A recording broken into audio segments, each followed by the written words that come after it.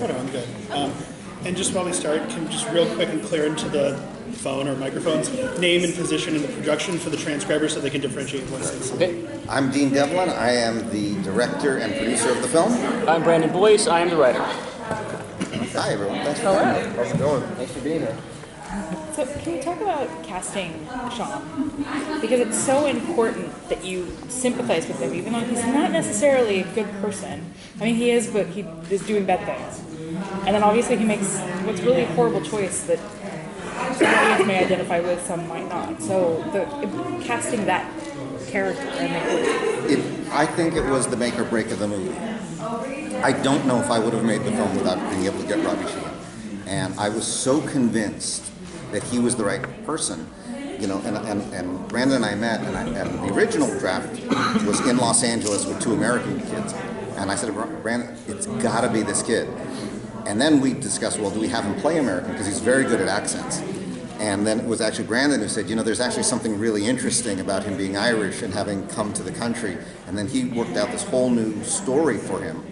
But for me, we had a choice. Either rely on a performer who can go to those depths and make us care about this person who just did something really horrible, or we change the script and hedge it. And we had a lot of talk about that. And we're convinced that if the movie had been done at a studio, that's exactly what they would have done. He would have been caring for his ill mother while he volunteers at the orphanage and takes care of puppies just to make sure you really like him, and then he gets in this terrible situation. And studies MMA on the side. But we said, no, we really wanted this guy who, I mean, look, he's not a horrible person, but he is a bit morally ambivalent. I mean, he's not being truthful to the woman he loves. He is stealing from people, even some nice people and families. But that gives him somewhere to go. You know, that was the idea, is that we wanted to give him somewhere to go. This is the story of him learning how to be a better man. You know, and unfortunately he's under horrible circumstances and a life and death ticking clock. But you know, that's where I wanted to start, seeing where this guy is, and we're like, oh, I'm not sure what I think about him. He does something horrible, and then we see him, you know, completely reject that initial way of living. Was David Tennant the original actor you wanted? I mean, after you played Jessica Jones the villain, he was so awesome in that movie. He was awesome in this one too. Well, at the point I wanted him, I had not yet seen him as Kilgrave, but then, as we were talking about it, then I saw Kilgrave and went, oh, come on. Come on, nobody is better than this guy. And, you know, I'm a giant Doctor Who nerd, and I was just desperate to work with him. Like, I tried to cast him on several other projects, and I'd been blocked from doing so. And you know, this movie is 100% independent. There's no one to tell me what I can and can't do on this one. I wrote the check for the movie, so that was it. And I said, I want this guy. The tricky part is I had to convince him to do it. So, you know, we set up this Skype call, and you know, I'm trying to be cool. You know, and I want him to believe that I'm like, you know, have confidence in me. I'm a director. I know what I'm doing. And then, you know, 2 minutes into it, I'm fanboying. I'm asking him about the TARDIS, and I'm asking him about, and then I opened up my shirt, and I had a Doctor Who shirt on. And then he corrected me that I actually had the logo for Dr. 11 and not Dr. 10. So now I had to take my foot out of my mouth. But he forgave me, and he did the picture, and it was the best thing that could have happened to the movie. I was on the complete opposite end of the spectrum. I'd only seen Broadchurch and Jessica Jones, so I knew him. I knew that, and so I had no doubt that he could play this. What I didn't know was what a charming, hilarious, funny, like, you know, guy he is, which anybody who watches Doctor Who, you know, can see. But that was really that sense of experimentation that he has and fun that he has when he's working, even when he's doing something completely, you know, diabolical, and his ability just to take that off like a costume the second we call cut, and then it's, you know, is it lunch? You know, that kind of thing. I really actually, I think that is due to his training and just his incredible talent level. The hilarious thing is, because I'm such a fan of his and of Robbie's, that we would be shooting the show, and I'm sitting in the director's chair, and I'm watching the monitor, and the scene's over, and I'm just watching. I want to see what's going to happen next. And then my AD's like, you got to say cut. Oh yeah, cut. So, It happened more than once. this is a story that kind of like goes to a lot of different places, and I'm curious, what was the genesis, the original idea for the story, and how did it evolve into the final product that it is? Living in Los Angeles, and the fact that about 5 times a day somebody asks to take my keys to park my car at an office or a meeting or a dentist office or a coffee shop. And I did have an incredibly short-lived career as a valet that lasted about 48 hours. So I always had that, I always sort of wanted to pay back the occupation. But really, I've been interested very much lately in the sort of like the idea of the false sense of security we have in things like locks and passwords, and if somebody were able to exploit those things, how that let somebody in your life. And it was sort of a chain reaction. It's you give your keys to somebody, but you're also giving them any other keys and whatever that opens. When you do that, they now get in your car so now they're in your car where you have a registration and you have magazines with your address, and now GPSs have a home button on them. So now they have your keys, your car, and now they're at your house. And now these fancy cars also have a convenient open the garage door button automatically. So now they're in your garage. Nobody ever locks the door between the garage and the house. That I was adamant about, because I know I never did. So now they're literally in your house. And that was sort of, just peeling away that. I just saw how quickly somebody who was comfortable and wanted to exploit all that, what that person could do.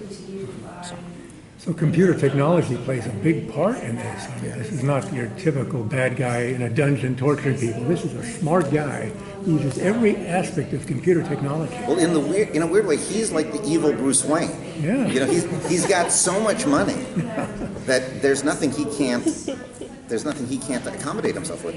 But we were very adamant that even though he was going to have a lot of high tech, we always wanted it to be based on something that was absolutely real. So we never tried to give him tech that doesn't exist. Right. But we figured he had access to everything. There are a couple things we were maybe slightly ahead of the curve, but now all completely exists. There's some software that they have that can predict that the FBI uses and police use to locate gunshots in a town. And that exists, but our software that you see on the phone looks a lot cooler, and they sort of saw what we did, and they're like, oh, that looks cooler than what we did. It's kind of Oh, never mind.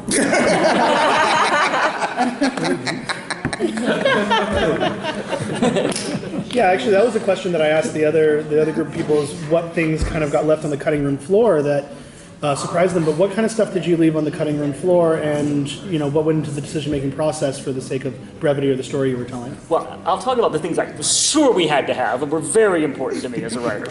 I have, there's sort of resolution on a couple of things, especially that come later in the movie, storylines that were also going on that I thought, we can never cut these. These are very important. And then we cut them. Yeah, and we don't miss them. Because you really, shooting a movie and editing a movie are additional rewrites of the film, and you're refining the story. I mean, a screenplay. Some people say it's a blueprint. I think it's an invitation to a movie. Would you like to be part of this and see where this goes? And we do that, but you get into it, and on you're shooting, you realize, you've got things that you've already said. David has a speech that is probably 4 or 5 pages. And I knew when I wrote it, I said, he's going to be so good that we're not going to need most of these lines. So the scene is overwritten, and I know that. What I don't know is which lines we're going to be able to cut. So he nails the whole thing. So now, and he can handle, that dialogue so well. So I just figured it'd get pared back in post, and we'd cut down things that we didn't need, but not much of it because it was too compelling. But look, the interesting thing now is that we're actually doing the DVD at the same time we're getting the movie ready. So there's about 8 scenes on the DVD in the additional scenes division that aren't in the film, and they're good scenes. I mean, they weren't cut because they weren't good. It's just, Tom Hanks was once asked, "How do you make so many good movies?" And Tom had a really interesting answer. He said, the problem with making a good movie is you have to make a good movie 3 times. You have to have a good script, but then you have to shoot a good movie, and then you have to edit a good movie. And any one of those steps, you can screw it up. And so when you get to each next step, you have to be a little bit disrespectful of the previous step. You have to honor it, but you also have to say, okay, it's not we don't want to echo the experience of what happened. We need to have a new experience. And so you have to be open to things that happen on set, and then you have to be open to things in the editing room. And the movie used to go on for another 15 minutes past this ending. And Brandon, who was my partner on this, this isn't like he wrote it, went away, and came back. He sat with me the whole movie. And when we were testing the film, it was so clear the movie was over at the scene where it's over, and we just went, you can't, you've got to stop right there. That's the end. That is the emotional conclusion of this picture. So things like that. And other times, sometimes just pacing, where you're just feeling like, oh, this is great, but I want to get on to the next thing. So Dean, for you, you worked on these major, big blockbuster movies. How is it going to an independent film? Is it free? I mean, do you take from, you learn from that experience to this? Well, I think the size of a picture is really about the story you're telling. Where we make mistakes is when we make big pictures just to make a big picture. Some movies don't really deserve to be big. Sometimes you look at these movies and you say, you spent $200 million on what? This didn't need it. But also, the first movie I ever made was independent. When I made Stargate, that was 100% independently financed. I mean, I went to France and begged guys to write me a check, and we got to make a movie without anyone telling us what to do. And that easily could have gone south. And we're very lucky it didn't, and it gave me a career. And so now I kind of feel like it's full circle. I'm back to where I started, but it's also bringing back the purity of that, I look very fondly back at Stargate and on Independence Day. But even Independence Day, we spec'd that script outside of the studio system. We just wrote it. And at the time, there was 9 studios. There's only 5 now. There were 9 studios back then, and they all bid on it. And so we were able to make a contract where they couldn't touch us. If they wanted it, they had to. So it was almost like making an independent movie. And I think those are 2 of the best films I've done because I had the freedom to do it right. After that, every film I did at a studio, I had 1,000 cooks in the kitchen every single time.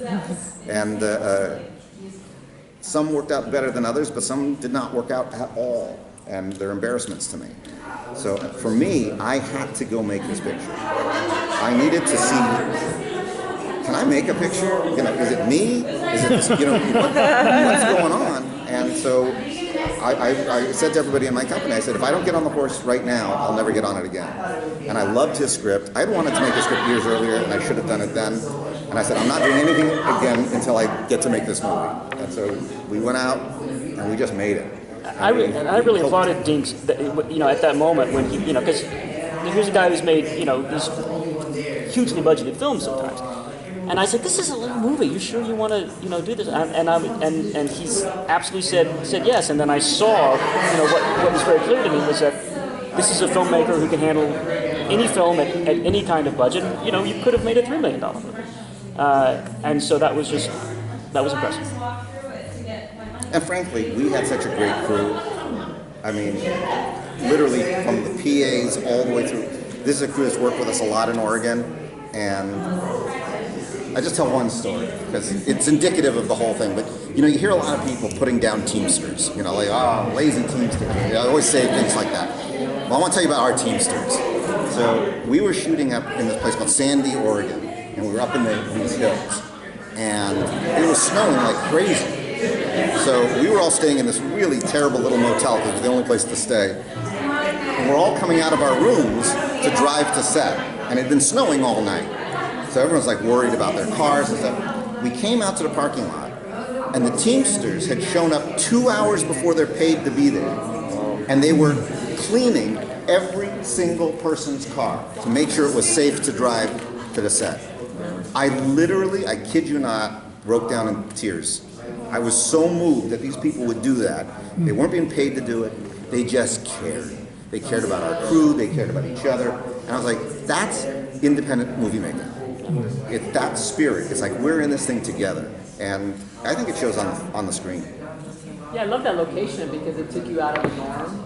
I almost added like a creepiness to it. Not that saying Oregon is creepy, but... What was interesting is that, again, because it's low budget, we only had 5 days to shoot the entire last act of the movie because we were going to lose David Tennant to another project he had to do. So I had 5 days, and everyone was saying, you can't shoot this in 5 days. That's too much stuff to shoot. I said, I don't care. We have to figure it out.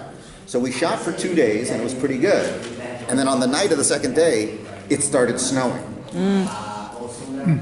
So now I had to reshoot the first 2 days so it would match the other 3 days.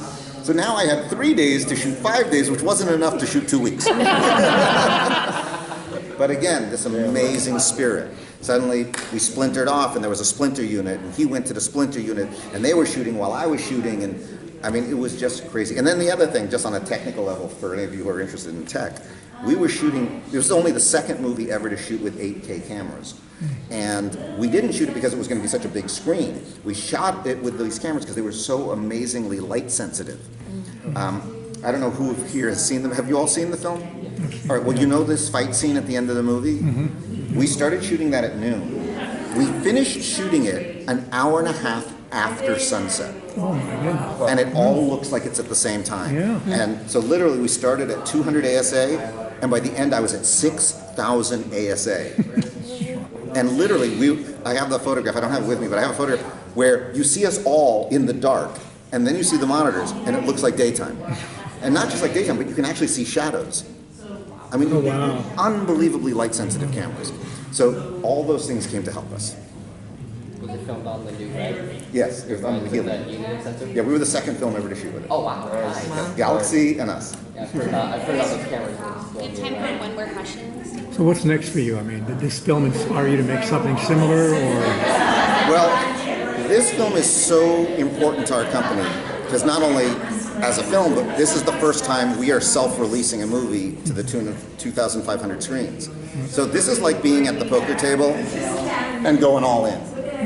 So it's such a big deal for my entire company. I can't even think of what's after this. If we succeed, I'll probably go make another picture, probably with this movie. If it fails, He'll kill me and put it in the hole that you see in the film. so I don't know. I don't know. Really, right now, I'm just focused on May the 4th. Was Carlito's character, was he always written as a Latino, or I know he said he replaced another actor? I think in my mind, I think he was. I think I had him, being from North Hollywood in the beginning, which ironically is where Carlito lives. But I think I always felt like that was that worked because it was an LA story. Yeah, I felt like a great dynamic. You have this Irish-sounding guy and Latino-looking guy. Yeah. That's real And an life. Italian-sounding boss. I mean, it sounds like real life. I don't know why they always ask actors to lose the accent. When Exactly. It's like, that's what we live in. Well, and they're outsiders. Yeah, it's true. Thanks, guys. Thank you so much. Thank you. Thanks, I guys. really appreciate you being here and talking